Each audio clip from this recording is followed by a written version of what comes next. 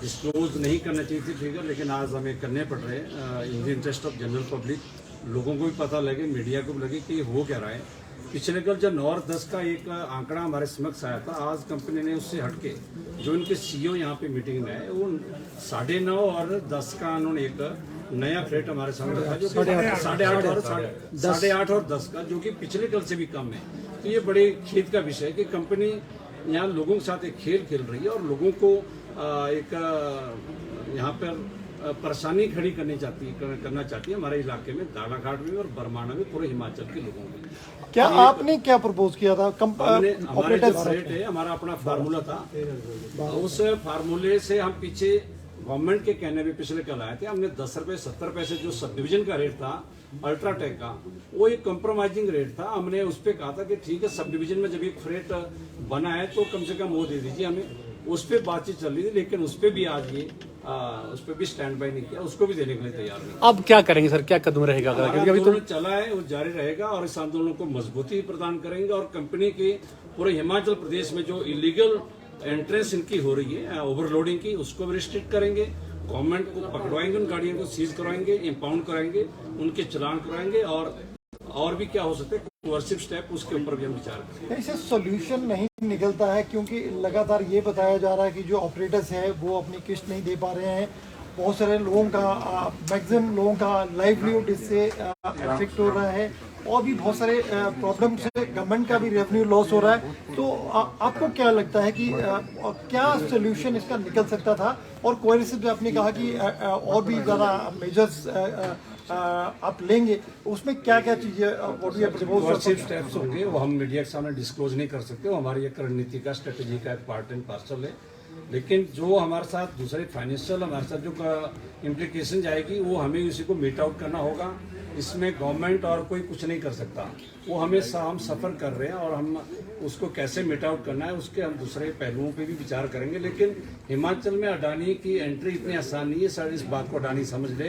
हम बागवान, हम तमाम किसान सबका जो गठबंधन है वो बनेगा आने वाले दिनों में और उसको बनाकर अडानी को बताएंगे कि हिमाचल की जनता को आप बरगला नहीं सकते, इसका शोषण आप नहीं कर सकते। ये हमारा बड़ा क्लियर कट हमारा। अभी तक आपका शांतिपूर्ण ढंग से आंदोलन रहा है, तो आगे क्या रणनीति रहने वाली, क्या आंदोलन उग्र होगा आपका? देखिए, उग्र का मतलब है हमने चक्का जाम की कॉल की थी, लेकिन हमारे लोगों ने उसको रिव्यू किया कि चक्का जाम किसके खिलाफ होगा, स्टेट गवर्नमेंट के खिलाफ, हिमाचल की जनता के खिलाफ। हिमाचल की जनता का कोई कसूर नहीं है, सरकार का कोई कसूर नहीं है, ये सभी हमारे साथ है। हमने इसको कॉल बैक किया था, हमने डिसीजन को हमने जो हमारी कॉल थी उसको वापस किया था, हमने पोस्टपोन किया था। लेकिन फ्यूचर में अडानी को कैसे कोर्सिव स्टेप क्या क्या लिए जा सकते हैं, क्या मेजर्स होंगे, इसके ऊपर हमारी रणनीति बनेगी, हमारी कोर कमेटी बैठेगी और इसके ऊपर हम विचार विमर्श करेंगे। लेकिन अडानी का प्लांट तब चलेगा जब हम चाहेंगे, क्योंकि हमने हजारों बीघे जमीनें दी है। वो कर्मचारियों की उनको प्रताड़ित कर रहा है, मुलाजिमों को कर रहा है, इलाके के किसानों को कर रहा है। अब सभी का गठबंधन बनेगा जो कि बन रहा था, हमने इसको एक विराम लगाया था बीच में, उसको हम आगे बढ़ाएंगे। सर, 2 महीने आंदोलन को हो गए हैं, आपको क्या लगता है क्यों ये एडवर्स सिचुएशन हुई, ऑल ऑफ सडन शटडाउन क्यों हुआ? क्या आप इस नतीजे पे पहुंच पाए कि ये सब सिचुएशन क्यों अराइज हुई है? सर, हिमाचल में जो मेरा अपना पर्सनल ओपिनियन है, मेरे सहयोगी हो सकता है इससे विचार सहमत नहीं हो मेरे साथ। मैं राइट फ्रॉम द बिगिनिंग में एक बात कह रहा हूँ कि अडानी हिमाचल में जो लॉजिस्टिक का काम इसको अपने हाथ में लेना चाहता है, ये इसका एक मोडस ऑपरेंडी है जिसमें हम इसको कामयाब होने नहीं देंगे। इसका 550 का फिगर गाड़ियों का दाड़ाघाट और बरमाना का है, वही इसका अगर यूट्यूब चैनल पे देखे, वही इसका कनाडा की एक कंपनी में इसने ऑर्डर 550 गाड़ियों का, जो हमने बहुत पहले पढ़ा था यूट्यूब चैनल में, दोनों मैच खाते हैं, मेल खा रहे हैं। तो इसका कहीं ना कहीं इसका ये है कि भी हिमाचल में लॉजिस्टिक अपने हाथ में लें, जो कि हो नहीं सकता, क्योंकि हमारा एम्प्लॉयमेंट से जुड़ा हुआ मसला ये। हमने अपनी जमीनें दी, हम बेरोजगार हुए, बेघर हुए, हम हाउसलेस लैंडलेस हुए। हमारी एक R&R प्लान है, उसके तहत गवर्नमेंट के और कंपनी की कुछ कंपल्सन है जो उनको रिस्पॉन्सिबिलिटी फुलफिल करनी है, उससे वो विड्रॉ नहीं कर सकते, उससे वो पीछे नहीं हट सकते। सर, एक और बात है, मुख्यमंत्री ने कल आश्वासन दिया था कि कल इस बात का सॉल्यूशन निकल जाएगा। अब क्या मुख्यमंत्री जो पूरी प्रशासनिक अमला, जो पूरी एडमिनिस्ट्रेशन की टीम है, मैं मुख्य तौर पे आपसे वेट के बारे में बात करूंगा। आज की डेट में जो बरमाना है उसका रेट 11 रुपये 41 पैसे है और उसके बीच में भी इनकी हाइक ड्यू है। इसी तरह अंबुजा सीमेंट के अंदर जो रेट है वो 10 रुपये 58 पैसे है और उसकी भी हाइक 2019 से ड्यू है। नहीं तो हमारे रेट लगभग बराबर चलते हैं। हमने सारी बातों को मद्देनजर रखते हुए एक निर्णय लिया था कि अल्ट्राटेक के अंदर जो कि इसी वेन्यू के अंदर काम करती है उसका रेट 10 रुपये 58 पैसे था।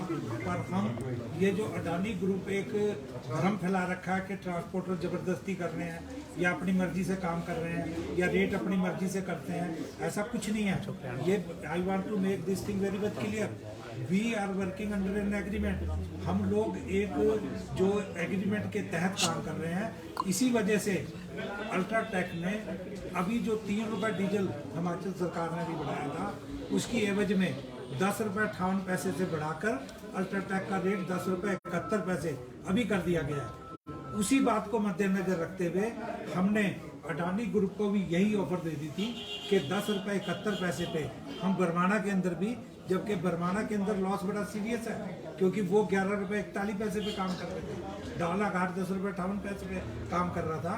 पर सारी बातों को मद्देनजर रख के, क्योंकि इसके बीच में कम से कम 1 लाख लोगों की जीविका डायरेक्टली और इनडायरेक्टली इन्वॉल्व है, इसको ध्यान में रखते हुए हमने ये निर्णय लिया था। सबने मिलके, राकेश जी हमारे प्रधान BTDs के हैं, लेखराम जी हैं, इन सब ने बैठ के एक निर्णय लिया कि भाई लोगों के हित को ध्यान में रखते हुए और सरकार की जो कोऑपरेशन है पूरी तरह हमारे साथ है। सरकार ने ये पूरी तरह से कहा